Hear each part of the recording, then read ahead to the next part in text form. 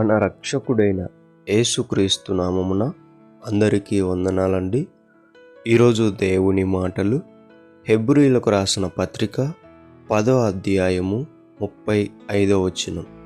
కాబట్టి మీ ధైర్యమును విడిచిపెట్టకుడి, దానికి ప్రతిఫలముగా గొప్ప బహుమానము కలుగును. ఆమెన్.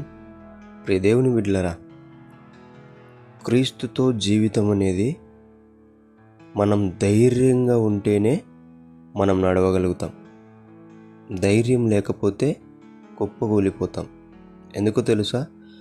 క్రీస్తుతో జీవితం ప్రతి క్షణం పోరాటంతో కూడినది. దేవుడు మనల్ని ధైర్యవంతులుగా చూడాలనుకుంటాడు తప్ప పిరికివారిగా మనం కాదు. కాబట్టి ప్రియ దేవుని బిడ్డలారా, ధైర్యముతో మీరు క్రీస్తును పట్టుకొని జీవించండి.